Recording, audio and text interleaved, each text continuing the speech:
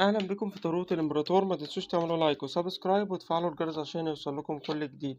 الفيديو ده هيكون التوقعات العاطفيه لبرج الثور، طاقه مفتوحه. قبل ما نبدا الفيديو ادخلوا على التعليقات واكتبوا يا رب بنية الفرج. خدوا من الفيديو اللي ينطبق على حياتكم وسيبوا الباقي. برج الثور، انا شايف مبدئيا كده ان انتوا ممكن تكونوا في علاقة، سواء كانت كراش او سواء كانت علاقة حب او سواء كانت حتى زواج، وحاسين ان انتوا ممكن تكونوا اديتوا كتير في العلاقة دي وضحيتوا كتير واحتملتوا كتير وصبرتوا كتير وما لقيتوش مقابل بعد كل ده.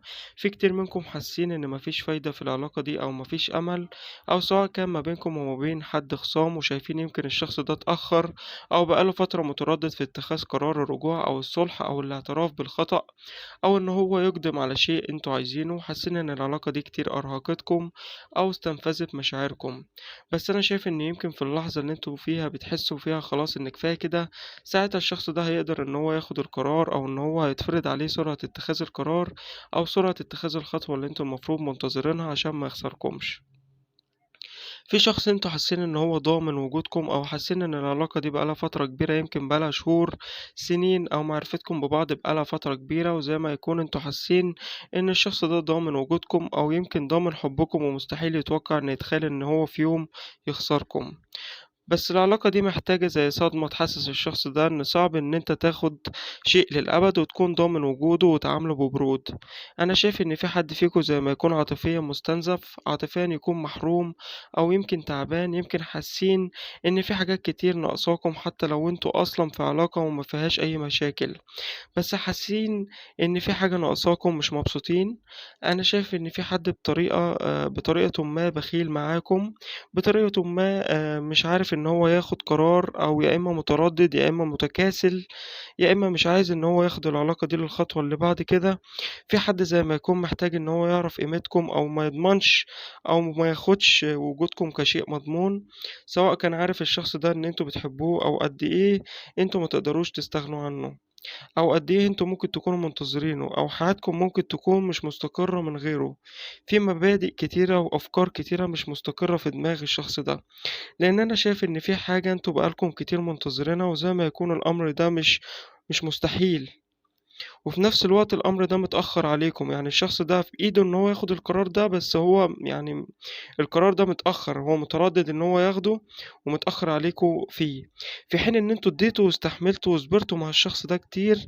بس في حد زي ما يكون خلاص مش قادر إن هو يدي أكتر من كده، أو إن هو يستحمل أكتر من كده. حد زي ما يكون فقد الأمل في العلاقة دي، حد زي ما يكون تعب. الشخص ده زي ما يكون مش بيعبر عن حبه أو اللي جواه ناحيتكم، وممكن يكون اهتمامه بيكم قل، وممكن يكون حتى مش بيعبر بالطريقة المباشرة اللي انتوا منتظرينها، وانتوا حاسين ان هو لعبي كده، او بتحسوا ان انتوا مع بعض مرتاحين والحياة ما بينكم مية مية وزي الفل، بس مش حاسين بحلاوة الحب وبطعم الحب.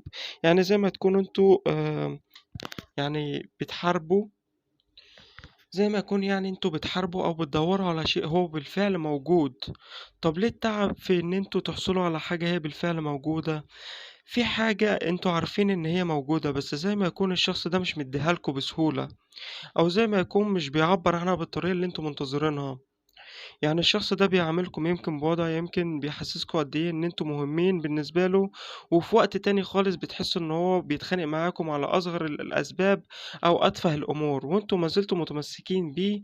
ويمكن الشخص ده لما بيغلط اتجاهكم انتوا اللي يعني بتعتذروا عشان ما تخسروش الشخص ده، في حين ان هو يكون اللي غلطان وانتوا اللي بتعتذروا له.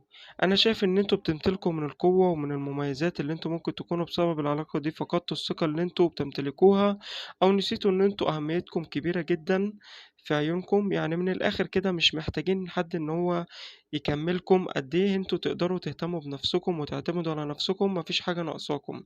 انا شايف ان في كتير منكم مستقر ماديا، او يمكن مش بتدوروا على الامور المادية. يمكن اهم حاجة بالنسبة لكم في حياتكم الحب او المشاعر او العاطفة، لان انتوا حاسين ان زي ما يكون هي دي الحاجة اللي ناقصاكم، وانتوا مش لاقيينه بالطريقة اللي انتوا متصورينها او عايزينها. انا شايف ان في حاجة هنا محتاجة التغيير، محتاجة ان يمكن ان ان انتوا يعني تقفلوا صفحة وتبتدوا صفحة جديدة، او عادة تتغير فيكم، او زي ما يكون زي ما قلت لكم ان الشخص ده يحس بالصدمة لو انتوا عايزين ان هو يكون في حياتكم، أو إن هو يحبكم ويبقى متمسك بيكم. لازم إن انتوا تصدموه صدمة، يعني تسيبوا علامة إن انتوا مثلا الشخص ده ممكن يكون هيفقدكم، عشان كده يرجع لعقله بعد كده. الشخص ده عارف قيمتكم كويس جدا، الشخص ده يمكن ساعات بيحس بالتهديد، يمكن من ناحيتكم، أو استقرار يعني، أو استقراركم، يمكن من ذكائكم. بس الشخص ده عارف قيمتكم كويس، ويمكن يعني ما بيظهرش ده قدامكم، وللبعض منكم يمكن بيظهر لكم عكس ده. يعني في حد ممكن بيتمتع فيكم بالذكاء، والشخص ده بيحاول مثلا يثبت لكم ان انتوا ما عندكوش ذكاء اصلا ومنعدمين، او يمكن مش بمقدار ذكائه. انا شايف ان في يمكن حد فيكم بتتمتعوا بمظهر كتير جميل جدا، بس في نفس الوقت الشخص ده بيضغط عليكم ومش بيحسسكم ان انتوا مرغوبين، او قد ايه انتوا محبوبين، او قد ايه انتوا روحكم او دمكم خفيف. في حاجات هنا محتاجة إن هي تتغير في العلاقة دي، في بداية جديدة أو صفحة جديدة محتاجين إن انتوا تتغيروا، عشان الشخص ده يعني يعرف إن هو بيتعامل مع مين، ويعرف قيمة الشخص اللي بيتعامل معاه. ولما انتوا هتعملوا ده، هيكون في زي فرصة جديدة للعلاقة، أو حاجة انتوا يعني بتتمنوها يمكن. أو لو حاسين إن البيبان مقفولة في وشكم، هتتفتح، هيكون في تجديد في حياتكم، وهيكون في خير في حياتكم. بس انتوا دايما محتاجين ان انتوا تثقوا في ربنا، وتثقوا ان اللي جاي هيكون افضل، وان انتوا تتخلصوا من التعب النفسي او كثرة التفكير او الارهاق اللي انتوا يعني بتحيطوا نفسكم فيها. في حد فيكم حاسس ان هو في حاجة مش قادر ان هو يتحكم فيها، او مش قادر ان هو يكسبها، او ان هو خسرها خلاص، او مش عارفين ان انتوا تحصلوا على حاجة معينة، في حين ان المفتاح في ايديكم انتوا. بس انتوا هنا محتاجين ان انتوا تجددوا طاقتكم وتستعيدوا نشاطكم من تاني. بس انا شايف ان انتوا محتاجين ان انتوا تغيروا تعاملكم شوية مع الشخص ده، لأن أنا شايف إن ممكن يكون الشخص ده مش جاد في العلاقة شوية. بس أنا شايف إن في آخر الطريق، أنا شايف إن انتوا هتلاقوا الشخص اللي يقدركم، وهيبقى في استقرار ما بينكم في حياتكم في العلاقة دي، وتوازن بإذن الله. فما تقلقوش، هيبقى في توازن واستقرار في حياتكم بإذن الله.